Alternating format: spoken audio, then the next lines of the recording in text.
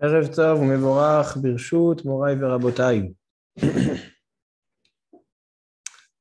Bezrat Hashem, on clôture la petite série de cours de halacha avec un troisième cours sur les halachot des vacances.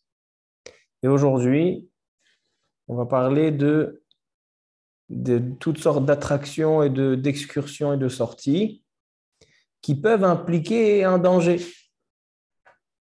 Par exemple, de faire des voyages dans des montagnes étroites, etc., et des balades dans des collines. Ça peut, chas v'shalom, un homme peut rentrer dans un danger. On a des sports extrêmes. Il y a le saut parachute, ou le saut à l'élastique, ou des voitures qui roulent vite, les voitures de rallye, et toutes sortes d'attractions qui sont dangereuses. Il y a ce qui s'appelle snapping. Ils accrochent une corde en haut de la colline et ils grimpent ou ils descendent la colline. Alors donc, il faut connaître la halakha à ce sujet. Est-ce que c'est permis de faire des excursions ou des attractions qui peuvent provoquer un danger? Est-ce que c'est permis selon la halakha ou pas? Alors, c'est intéressant parce que on va essayer de naviguer un petit peu dans plusieurs endroits dans le chasse. Et on a comme une contradiction dans les Gemarot, dans les Sugiot. Certaines Sugiot, dans certaines Gemarot, il est écrit Chamira sakanta me'isura, qu'on doit être bien plus sévère avec le danger plus qu'avec des interdits de la Torah. Par exemple, je vous donne un exemple simple qui n'est pas la halakha selon les Sfaradim, mais c'est un exemple qui est important à savoir. Quand on a un interdit qui va tomber dans... D'accord, j'ai un morceau de viande qui n'est pas cachère, taref. L'assaut. Et maintenant, ce morceau va se mélanger dans un plat cachère. On va faire tomber une goutte de lait dans une marmite de soupe bassari. Alors, on a une halakha qui dit bitul beshishim. D'accord? S'il y a fois 60 de choses autorisées, permises par rapport à la chose interdite, c'est moutar. Par contre, il dit le Rama, halakha, elle n'est pas comme le Rama, mais il dit le Rama que quand on parle de quelque chose de sakana, par exemple, une goutte de venin de serpent est tombée dans une marmite. Là, alors il dit le Rama, l'obatel beshishin.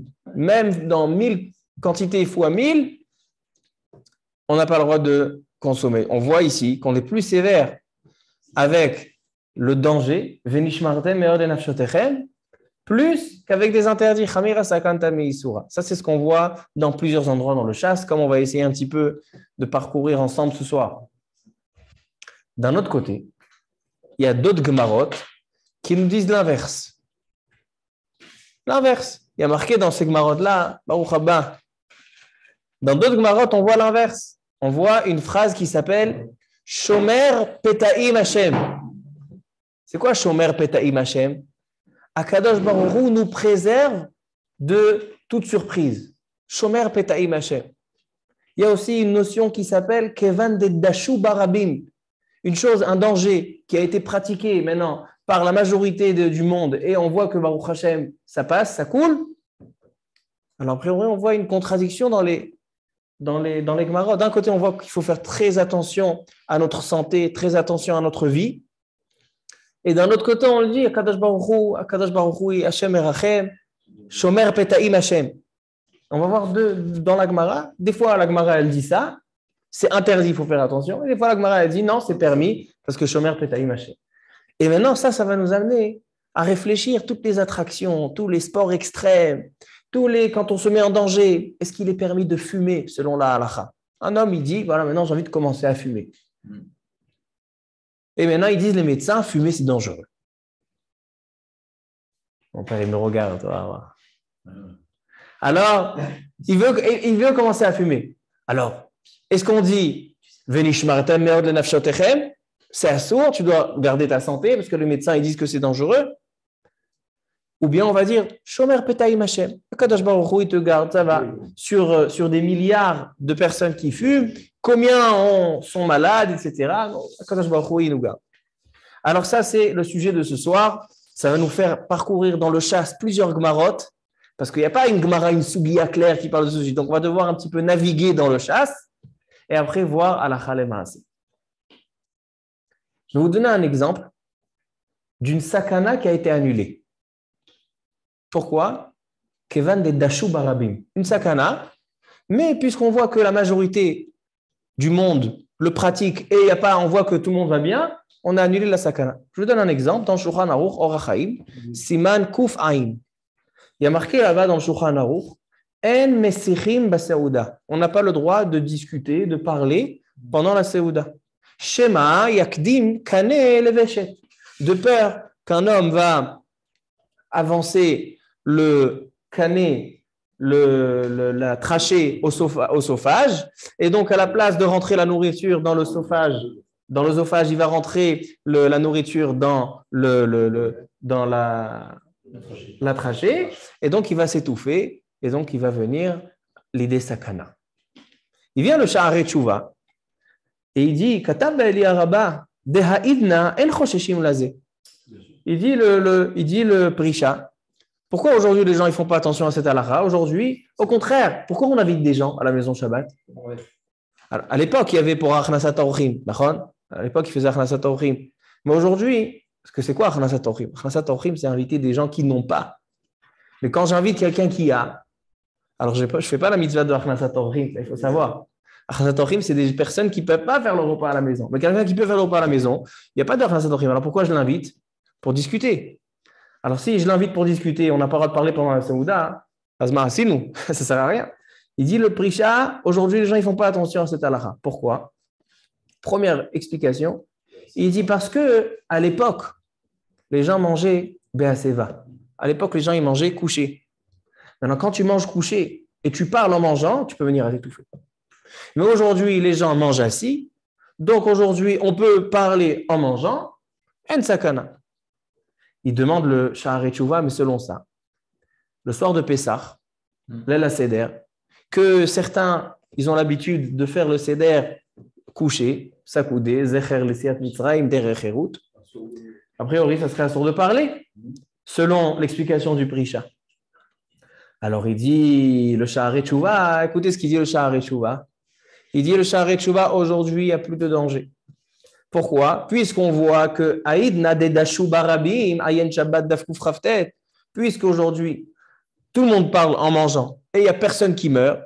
Des fois, on entend des histoires, une personne qui s'est étouffée. Mais de manière générale, tout le monde parle et il n'y a pas de danger. Donc, les fizeh moutar. C'est-à-dire qu'on a changé une halakha. On a changé une halakha. À l'époque du Shulchan Aruch, c'était interdit de parler pendant le repas. Aujourd'hui, c'est moutar. Pourquoi? Parce qu'on voit que Dashu Barabim. Le rabbin, le tzibour, ils le font et ça marche et ça coule. Donc, rabotai. Certaines choses, on voit que c'est assour, mishum sakana. Certaines choses, on voit que ça a été autorisé parce que tout le monde le fait. Alors, est-ce que c'est moutard de sauter en parachute? Est-ce que c'est moutard de faire le saut à l'élastique? Est-ce que c'est moutard de faire des courses de voitures, de rallye, etc.? D'un côté, c'est une sakana. D'un autre côté, on voit beaucoup qui le font et rien ne se passe. Tout va bien. Ils sont à prendre l'avion. Vous allez me dire qu'est-ce qu'il veut celui-là. Pourquoi l'avion? À l'époque, aujourd'hui, Baruch Hashem, il y a, comme ça ils disent, qu'il y a moins d'accidents en avion que d'accidents de voiture. Mais à l'époque, les avions, ils tombaient comme... Il y avait, je ne sais pas si 1 sur 2, mais à l'époque, l'avion, c'était une sakana. Donc les poskim, ils ont discuté. À l'époque, est-ce qu'on a le droit de prendre l'avion? Alors venez, on commence doucement. On va ramener plusieurs exemples et après, on va essayer de donner la halakha le maaseh. Il y a une Gemara dans Masechet Rosh Hashanah, dans la page 16, Daf Tetzain Amud Bet. Nous dit la Gemara. Amar Rabbi Yitzchak. Vous êtes a priori en famille. Gimel Dvarim, Mazkirim, Avonotav shel Adam. 3 choses font rappeler les péchés et les avérotes de l'homme. On rappelle les avérotes, les avonotes de l'homme dans 3 choses. Elouhem, Kir Natoui, quelqu'un qui passe en dessous un mur qui pend. Des fois, on marche dans des endroits où ils sont un peu vieux, un peu anciens. Aujourd'hui, Baruch Hashem, la Iria, elle fait attention de tout massacrer pour mettre des tours, mais à l'époque, il y avait encore des murs qui penchaient.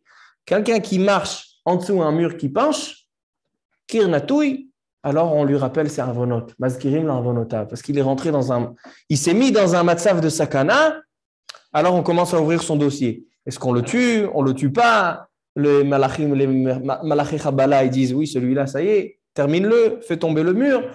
Les malachim Tovim, ils disent mais non, il a fait des mitzvot. Mazkirim avonotav shel Adam. Les 2 autres choses, c'est Iyun Tfila, Moser Din, ça nous concerne pas. Mais en tout cas, on voit ici que celui qui marche en dessous un Kir Natoui, il est en train de se mettre en danger. Il y a une autre Gemara. Une Gemara dans Masechet Brachot, dans la page 3. Gimel Amud Aleph en bas. Nous dit la Gemara, interdit de rentrer dans une chourva. C'est quoi une chourva? Une maison qui est en ruine. Pourquoi? Pour 3 raisons. Une des 3 raisons, c'est Mipnei Chashash, ma polette. C'est quoi ma polette? C'est que ça va s'écrouler. Ça va s'écrouler, tu vas te retrouver en bas et sakanat nefashot, tu vois que c'est assourd. Ici, on voit qu'on n'a pas le droit de se mettre en danger, selon la halakha. Alors, qu'est-ce qu'on a? On a marché en dessous un Kir Natoui. On a rentré dans un endroit où il y a une ruine. Ainsi dit la Gemara, Gesher Raoua, un pont qui est fragile. Et il dit le Kaf HaChaim, quelqu'un qui est obligé de passer sur un pont qui est un petit peu douteux, alors il faut qu'il lise Veu Rachum Echaper Avon, Yoshev Beseter Elion, Keilou Olech La Levaya Shelo. Comme ça dit le Kaf HaChaim, Siman Kuftet Zayin dans Yoredea. Donc on voit ici, dans ces sources-là, dans le Shas, Masechet Rosh Hashanah, Masechet Brachot, on voit ici que c'est interdit de se mettre en danger. Encore une source dans la Gemara, ça c'est cette fois-ci dans Masechet Yoma, dans la page 77, Ain Zayin. La Gemara raconte une histoire. Nous dit la Gemara,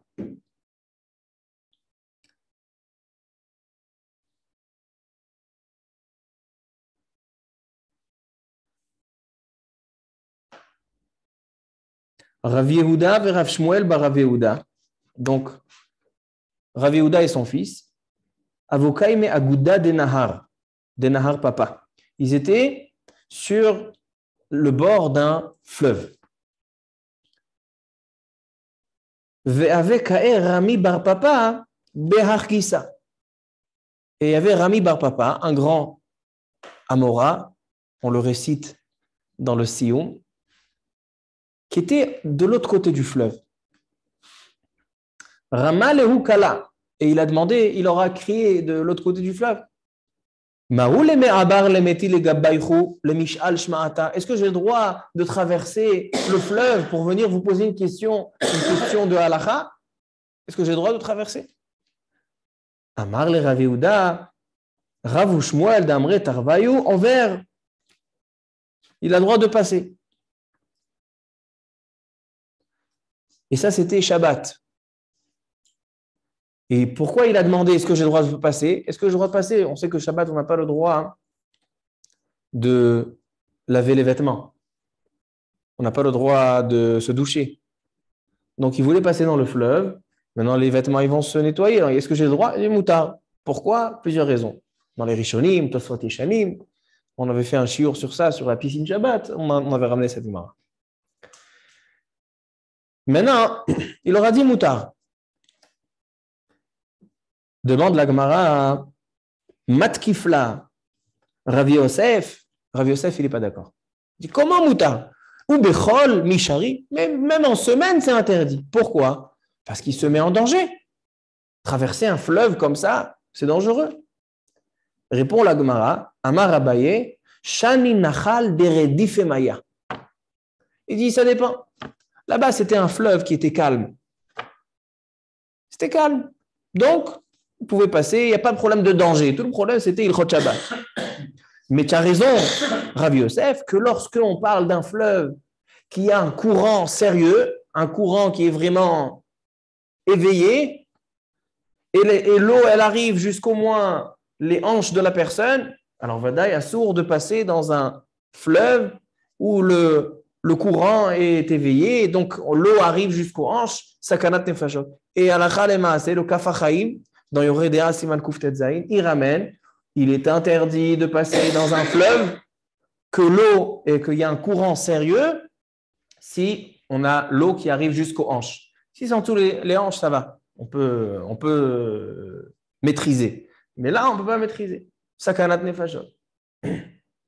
Donc, on a Gemara Brachot, Rosh Hashanah, Yoma, on voit, il est interdit de se mettre en danger. Encore un exemple. Dans le Shulchan Aruch, il y a des dizaines d'exemples, mais on va ramener ça, c'est les derniers exemples. Et celui-là, je le ramène parce qu'on l'a étudié, ça fait quelques Shabbats. Dit le Shulchan Aruch, Tzarich leizaher militen ma'ot bepiv. Interdit de mettre des pièces de la monnaie dans la bouche. Shema yesh alehem rok yavesh. De peur qu'il y ait dessus de la bave d'une personne malade, ou bien des microbes que ça se passe de main en main. Et donc, c'est interdit de mettre des pièces dans la bouche. Il vient le Kafachaim et il rajoute, c'est pas seulement interdit à cause des microbes et des maladies. C'est interdit aussi parce que, puisqu'il met dans la bouche des petites pièces, il peut venir l'avaler et s'étouffer, venir l'aider sakana. Et qu'est-ce qu'il dit le Kafachaim? Donc, c'est pour ça qu'il ne faut pas, il est interdit de mettre des clous dans la bouche, etc. Des fois, quand il y en a, ils veulent faire un petit peu de bricolage, ils mettent des clous dans la bouche. Il dit assaut. Assaut. Pourquoi? Parce qu'il y a Choliot Chuivla, peut-être qu'il va l'avaler, il va venir aider sakanat nefashot.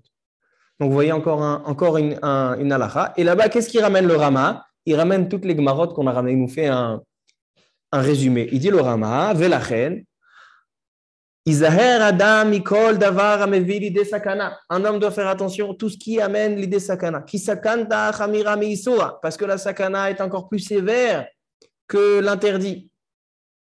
Velachen, Asur la lechet tachat kir natui. On n'a pas le droit de marcher en dessous un mur qui pend. Oyechidi balayla. Je me suis posé la question quand j'ai vu le mur qui pend à la tour de Pise. Ils ont le droit de marcher en dessous. Alors là-bas, on peut dire que ce n'est pas vraiment un mur qui pend.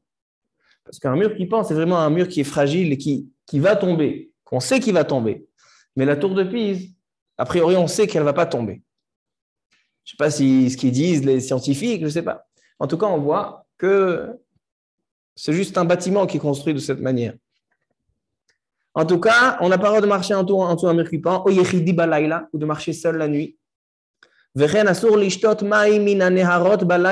qui veut boire de l'eau du fleuve la nuit. Peut-être dedans, il y a une puce ou toutes sortes de choses que s'il va le boire, il va venir aider sakana. Comme ça, il dit le Rama. Donc, on voit ici clairement interdit de se mettre en danger par toutes ces preuves. Maintenant, je vais vous ramener des preuves de l'autre côté. La première preuve de l'autre côté, c'est ce qu'on a vu dans Shulchan Aruch Siman Kuf Ain, de parler pendant le repas. Que aujourd'hui, puisque tout le monde le fait, alors même c'est vrai que ça peut être dangereux. Moutab. Une deuxième preuve. Baruch atah Adonai Eloheinu melech haolam she'akol nהיה b'dvaro. Il y a une Gemara dans ma Masechet Yevamot. Je n'ai pas pu sortir toutes les Gemarotes parce qu'il n'y a pas de place. Yevamot, page 12. 12 Amoudbet, Yudbet Amoudbet. Là-bas, il y a une machloket Rabbi Meir et Chachamim. Quand un homme, il est marié avec une femme, et la femme est ou enceinte, ou elle est petite. À l'époque, quand il est je sais pas, au Maroc, il se marie avec des petites, 11 ans, 12 ans, 13 ans, ou une femme qui est enceinte. Il dit Rabbi Meir, Shalosh Nashim Meshamshot Bemor. Alors, quand le mari il a des relations avec sa femme, ils sont obligés d'utiliser, de mettre un morceau de tissu, etc., pour que, Chaz Shalom, elle ne vienne pas tomber enceinte. Parce qu'une petite de 11 ans, 12 ans, son corps n'est pas en mesure d'avoir un bébé. C'est une femme qui est enceinte. C'est dangereux si jamais elle peut avoir encore une grossesse. C'est dangereux pour le bébé. Mishum Sakana, il dit Rabbi Meir, ils sont obligés de trouver la solution pour qu'elle ne tombe pas enceinte. La halakha, elle n'est pas comme Rabbi Meir. La halakha, elle est comme Chachamim. Meshamesh kedarko ve'eno choshesh. Ve'irachamu min hashamayim ve'shomer peta'im Hashem. Ils disent Chachamim, non. Ils continuent normalement. Kadosh Baruch Hu, il protège de toute surprise. Shomer peta'im Hashem ve'irachamu min hashamayim. Et halakha, elle est comme Chachamim. Contradiction. Ici, tu vois qu'on ne prend pas compte du danger. Tira, non? Peut-être que Chachamim sont perçus qu'il n'y avait pas de danger. Non, il y a un danger. Il y a un danger. On voit un danger. Tout le monde, même les médecins aujourd'hui, disent qu'il y a un danger. Chachamim disent, mais shamesh kedarko ve'eno choshesh. Encore une réaïa.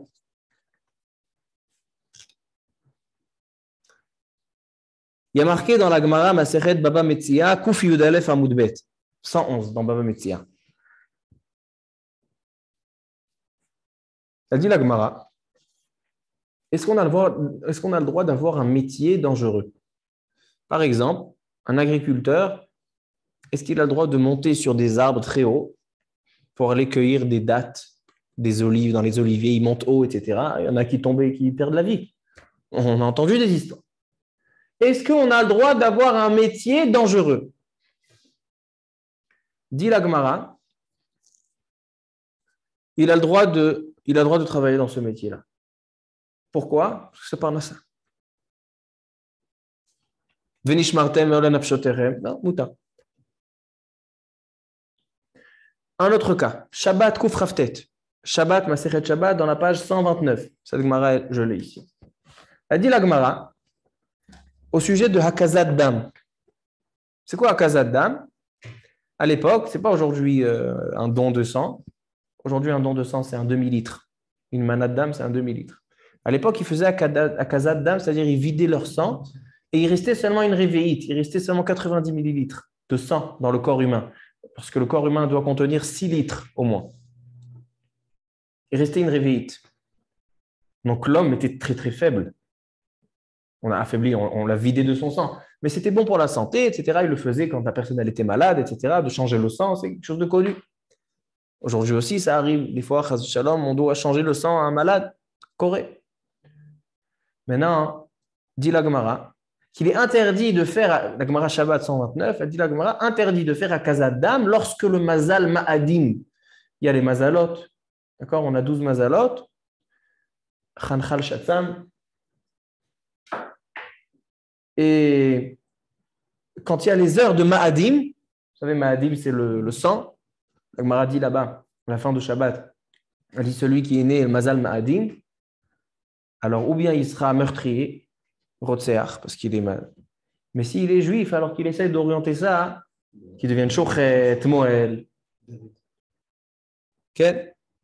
Alors donc, s'il est Mazal Ma'adim, qu'il ne fasse pas Hakazat Dam. Parce que Hakazat Dam, c'est dangereux. Avec le Mazal Ma'adim, c'est dangereux. Dit la Gemara, mais aujourd'hui, Kevan des Dashubarabim, puisque on voit les gens, ils font Hakazat Dam, même quand il y a le Mazal Ma'adim, Shomer Peta'im Hashem.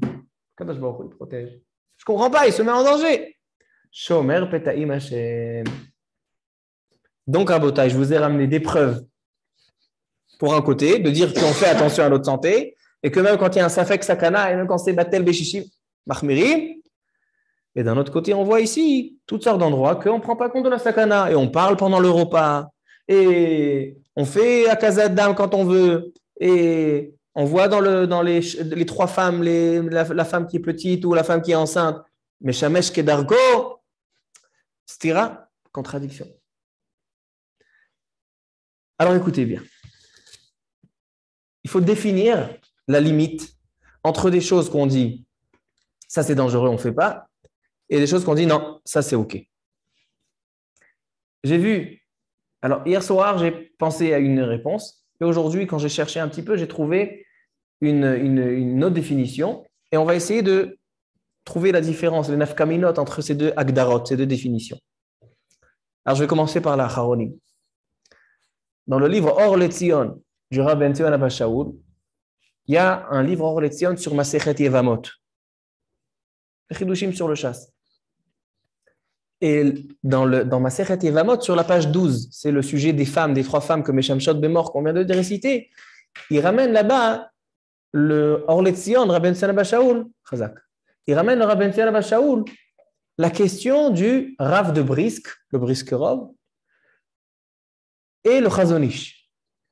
Les deux, ces deux Gdolim, le Chazonish et le Rav de Brisk, ils ont posé une question sur la Gemara. Comment les Chachamim disent qu'il peut avoir des relations avec sa femme normalement, malgré que ça peut la mettre en danger?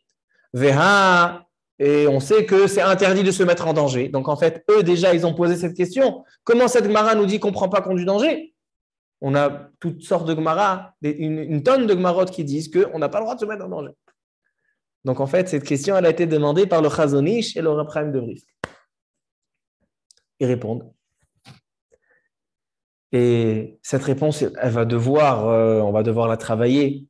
Quelle est leur kavana? Qu'est-ce qu'ils voulaient dire? Ils disent que lorsqu'un homme il fait quelque chose que le derech haolam et derech hateva le font, mutar. Mais lorsqu'il ne fait pas quelque chose de derech haolam et de derech hateva, asur. C'est-à-dire, quelqu'un qui fait un acte qui est pratiqué par tout le monde et de manière naturelle, quand on le fait, il ne se passe rien, mutar. Par contre, lorsque un homme il fait une chose qui est dangereuse et que l'habitude du monde, c'est-à-dire qu'en fait, ils vont donner la définition au monde, au derech haolam. Si le derech haolam, il considère ça comme quelque chose de dangereux, alors donc c'est assaut. Mais si derech haolam, la majorité du monde, ils le font, il n'y a aucun problème, alors c'est mutar. C'est pour ça que une femme qui est petite, elle a 11 ans, 12 ans, et une femme qui est enceinte, de manière naturelle, elle n'est pas censée tomber enceinte. Une femme qui est déjà enceinte, c'est très très rare, c'est rarissime. Alpi derech hateva, selon la nature, il ne se passe rien. Alors quoi? Alors tu vas me dire, oui, derech haolam, il dit le Chazonish, il dit le Rav de Brisk, puisque derech haolam de le faire, il ne se passe rien, mutar. Et donc ça ne ressemble pas à quelqu'un qui va marcher en dessous d'un mur qui pend, ou qui va rentrer dans une ruine, dans une maison qui est en ruine. Parce que là, il est en train de faire quelque chose qui n'est pas derech haolam. Ça, c'est la définition du Or Letzion, le Chazonish et le Rav de Brisk. Selon cette définition, est-ce qu'il serait permis de faire un saut parachute, voiture de rallye, la corrida, ce qu'ils font en Espagne, le taureau, on l'énerve, des fois il tue comment il s'appelle celui-là? Le toréador, et des fois c'est le taureau qui meurt.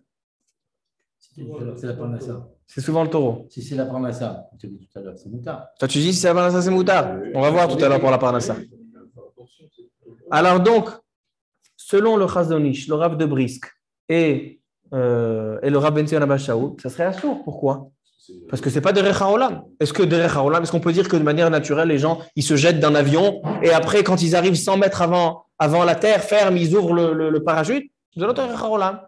Selon tous ces poskim, ça serait assourd. Tous les sports extrêmes, etc., toutes les attractions dangereuses, selon la chita de tous ces acharonim, ce serait assourd. Mais moi, j'ai une autre définition. Et selon cette définition, ce serait mutar. Quelle est ma définition? Où elle est la limite? Donc, selon tous ces acharonim, la limite entre ce qui est mutar et ce qui est permis, c'est derech haolam. Qu'est-ce que le monde fait? On va selon le monde. Ça, c'est leur chita. Moi, je pense peut-être donner une autre définition. Moi, je pense dire comme ça. Lorsqu'un homme, il fait une action, et quand il fait cette action, c'est une action qui nécessite un S pour en sortir. Par exemple, quelqu'un qui marche en dessous un kirnatoui, qui marche en dessous un mur qui va s'écrouler. selon la nature, ce mur, il doit s'écrouler bientôt. Donc maintenant, si tu passes, le mur ne s'est pas écroulé, chaque seconde que le mur ne s'écroule pas, c'est un S. D'accord? Quelqu'un qui saute d'un avion et on lui dit 30 mètres avant, 100 mètres avant la terre, tu ouvres ton parachute. Comment les gens ils regardent ça? Est-ce qu'ils disent, celui-là, il va mourir, il faut qu'il ait un S. Par exemple, snappling, je ne sais pas comment on dit en français. Snappling, c'est, ils montent sur des montagnes, ils attachent une corde en haut, et après, où ils descendent avec des... Ils escaladent avec une corde en haut, où ils montent. Alors, il y a deux sortes de snappling. Il y a le snappling qui est bien organisé. En haut, il y a des crochets en fer bien installés. En bas, ils organisent, il y a les secours, etc. C'est bien fait, c'est professionnel. Donc, celui qui descend dans cette colline, les gens ils disent, celui-là, il va mourir, il lui faut un S. Non. Non, c'est pas comme ça qu'on regarde. C'est vrai que ça fait peur ce qu'il fait.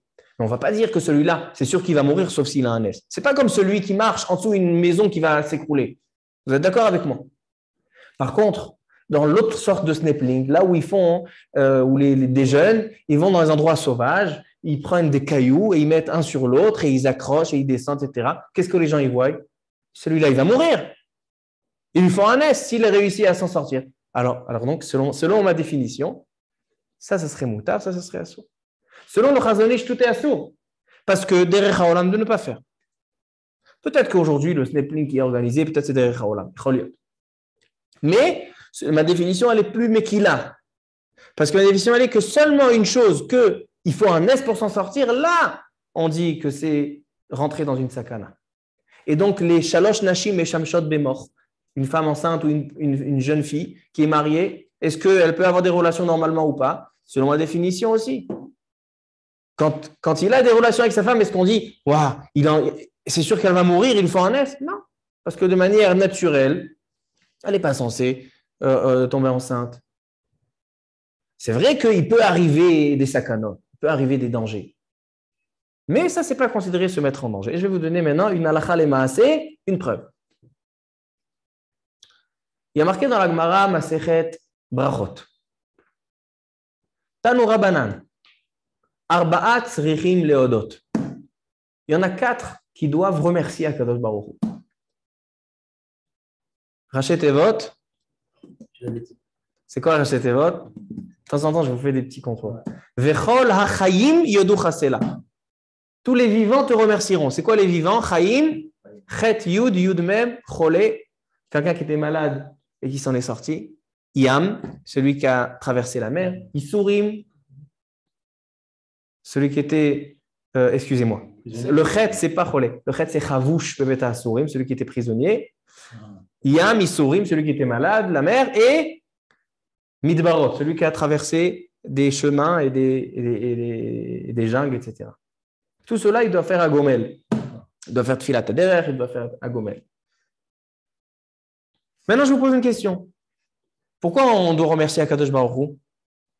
Parce qu'on était en danger. Kol hadrachim bechezkat sakana. Quelqu'un qui était sur la route, quelqu'un qui était malade, il était en danger. Il s'en est sorti. Alors, est-ce que c'est permis de prendre la route? Ou c'est assourd parce qu'il se met en danger? On a le droit de prendre la route, Nachon? Parce qu'on était en danger. Alors pourquoi on a le droit de prendre la route? Alors pourquoi on a le droit de prendre la route? Rabotai, selon ma définition, c'est nifla bioter. Qu'est-ce qu'on a dit? C'est quoi l'interdiction de se mettre en danger? Quand tu fais quelque chose, que normalement tu es un homme mort, et que Bezat Hashem, tu vas avoir un S. Comme quelqu'un qui saute d'un avion, et il espère que le parachute il va s'ouvrir. Quelqu'un qui va faire la corrida, et il n'est pas professionnel, d'accord? Et il espère que Bezrat Hashem, Akadosh Baruch Hu le sauve, que le taureau ne le vaincra pas. Quelqu'un, il fait un pari avec son copain au zoo, il dit, regarde, moi je rentre chez les lions, je vais lui gratter la tête et je ressors. Celui-là, il se met en danger, il transgresse un interdit de Venishmartem, mais hors de Nafshoterem. Mais lorsque quelqu'un il fait quelque chose de logique, quelque chose qui n'est pas considéré, il est en train de mourir, quelqu'un qui prend la route, on peut dire qu'il est en train de se jeter à la mort, non. Il fait quelque chose, selon le Chazon Ish derech haolam, selon notre définition, il fait quelque chose qui n'est pas considéré, il a besoin d'un S. Alors donc c'est vrai que c'est sakana, il y a eu des histoires, les gens ils ont pris la route, Chas de Shalom, ils ne sont pas revenus, Hashem Yishma. Mais on ne peut pas dire qu'ils se sont mis en danger. C'est la même raison pour laquelle on a le droit de prendre l'avion. C'est la même raison pour laquelle on a le droit de monter sur un bateau. À l'époque, vous savez que quand un homme il partait, il prenait la mer pour aller faire des affaires, etc., presque 50% les gens ne revenaient pas. Ils donnaient le guet à leur femme. Ils se séparaient des amis. Tout ça parce qu'ils prenaient un bateau. Alors, est-ce qu'on peut dire qu'ils font un ISO? Non. Parce que c'est derech haolam. Donc, Rabotai.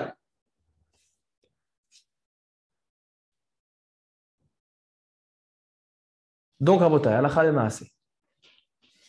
Est-ce qu'on a le droit de se mettre en danger, de faire des attractions, des tioulim, toutes sortes de choses qui sont dangereuses? Alors donc, on a répondu. C'est que si je fais quelque chose que j'ai besoin d'un S pour m'en sortir, par exemple, la corrida, quand je ne suis pas professionnel. Par exemple, rentrer dans marcher dans une colline qui est étroite et qui est dangereuse. Quelqu'un qui veut se jeter d'un parachute, je suis Bessafek.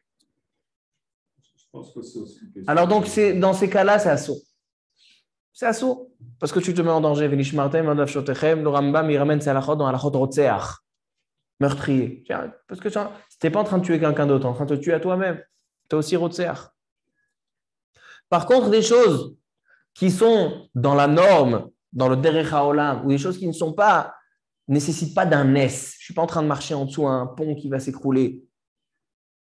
Comme voyager, faire du kayak, faire du snorkeling organisé dans un endroit qui est bien, qui est maîtrisé. Alors dans ce cas-là, ça serait mouta. La plage, ça peut être. Exactement, la plage. C'est exactement un bon exemple. La plage, c'est un endroit de sakana. Mais, puisque derech haolam d'aller, alors mouta, c'est comme prendre la route. Oui, mais tout est relatif à la personne. Les gens qui sont capables de plonger de 10 mètres, ils ne prennent aucun risque. Moi, je vais plonger. Si je plonge, j'ai intérêt à faire le petit bateau. Inachinami. Il y a des choses qui dépendent de ça. Par exemple, il y a des sports extrêmes qui montrent à la télévision, etc. Pourquoi ils ont des spectateurs? Pourquoi les gens ils regardent ça? Parce que les gens ils voient quelqu'un, il va mourir? Finalement non. Il va mourir? Finalement non. Ça leur met de l'adrénaline. Des choses comme ça, si tu n'es pas professionnel, tu ne connais pas le secret du métier, parce que tu es en train de te mettre en danger. Maintenant, est-ce qu'on a le droit d'avoir un métier dangereux? A priori, on a dit dans la Gemara que c'est moutar, mais le Rabbi Tzena Bashaou lui dit asso. Maintenant, c'est quoi un métier dangereux? Quelqu'un qui veut être cascadeur. Pompier, policier. Alors, tout ce qui est secours, il dit Rabbi Tzena Bashaou le moutar. Tout ce qui est chiroum, ambulancier, policier, tout ça, moutar. Mais il dit un métier qui te met en danger de mort, sourd. Par exemple, quelqu'un qui veut être garde du corps d'un de la mafia. Il est en conflit tous les jours avec la mort. Assourd de travailler dans ce métier-là. Je vous pose une question. Quelqu'un qui a été pris à Tel Aviv, dans les grandes tours à Tel Aviv, pour nettoyer les vitres de l'extérieur. Vous les voyez, ceux-là, sur la route, des fois? Moutarde travaille dans ce métier ou pas? Il est formé pour. À partir du moment où tu es formé, tu as reçu une formation, ça ne rentre plus dans le derech haolam. Alors, Rabbi Tzena Bashaoul, il dit un métier qui est des sakanat chaim assour. La question, elle est, est-ce que ça, c'est considéré sakanat chaim? Comme on a dit, a priori, selon le derech haolam, ça serait moutarde.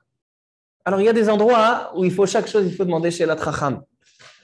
Il faut demander chaque chose parce que chaque chose, comme il a dit papa, chaque chose, il faut regarder selon les conditions, selon la capacité de l'homme.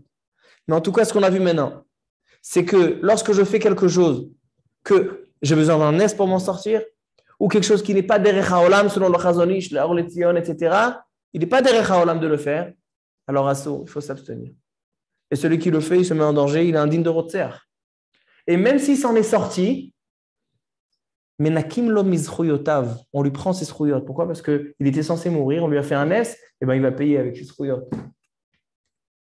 Mais lorsque c'est des choses que, pas forcément, c'est flagrant le danger, etc., c'est des choses qui sont maîtrisées, alors, en bezeh chashash takana et mutar. Tov. Je vais terminer la bataille avec un petit point sur la halacha, sur la paracha, pardon.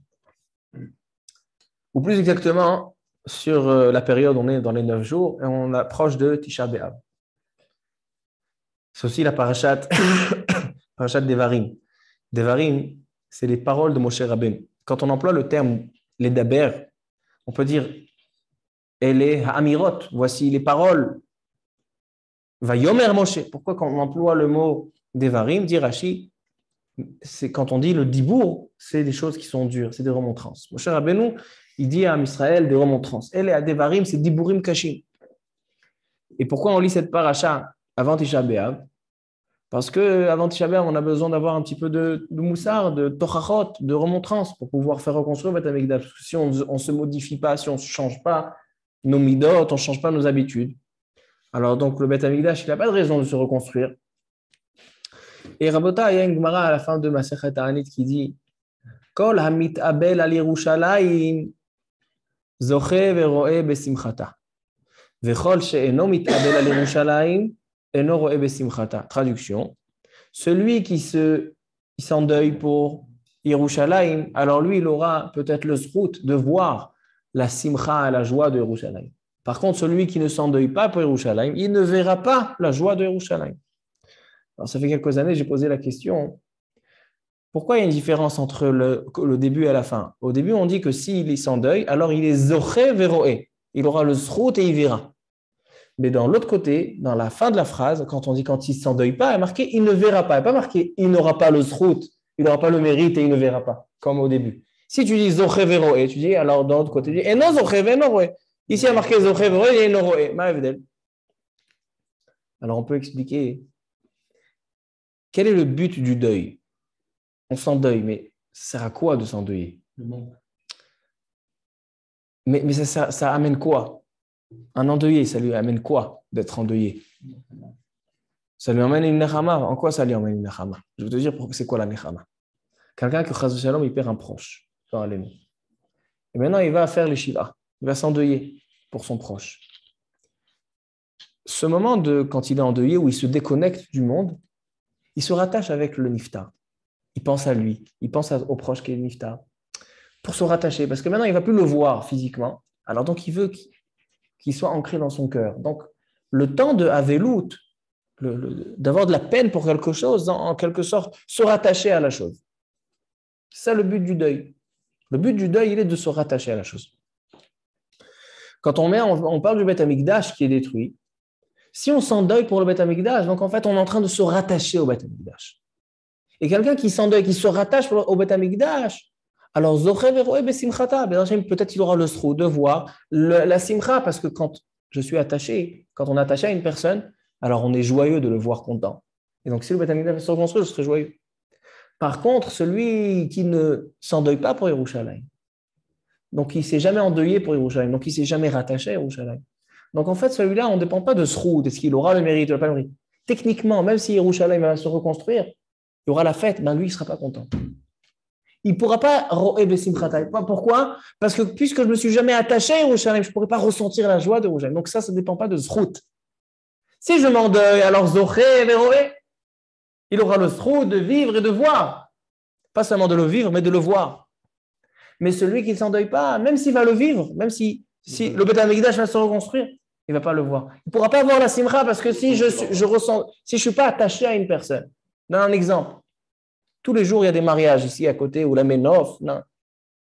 Est-ce qu'à chaque fois qu'on passe à côté de ce mariage, on voit le khatan et la kala, est-ce qu'on est content? Des fois oui, des fois non. Pourquoi des fois non? Parce que je ne connais pas le khatan et la kala. Je ne sais même pas d'où ils viennent. Je ne connais même pas leur tête. Donc pourquoi je vais être content pour quelque chose qui que je ne sais même pas quelle est leur histoire de vie, comment s'est passé le shidour, est-ce qu'ils ont attendu 15 ans pour se connaître. J'ai aucune notion de simcha. Je ne peux pas être sa mère. Par contre, si j'ai traversé avec le khatan et la kala la période difficile, le khatan il a mis 10 ans pour trouver sa kala, et la kala il a eu des histoires dans sa vie, donc j'ai aussi traversé la peine qu'ils avaient. Alors quand viendra leur mariage, est-ce que je vais être joyeux? Je suis bar la simcha, je vais acheter un nouveau costume. Quand je suis endeuillé pour la chose, je suis attaché à la chose, donc je verrai la simcha. Mais quand je ne suis pas endeuillé par la chose, je ne pourrai pas voir la simcha. Alors il y a ratzon qu'on s'endeuille pour Yerushalayim, mais pas seulement être triste pour se rattacher à Yerushalayim, pour que Bezrat Hashem, quand le Beth Amikdash va se reconstruire, non seulement qu'on vivra ces moments intenses, mais aussi on verra la simcha, parce que ça sera notre simcha. Baruch Adonai Le'olam, Amen ve Amen.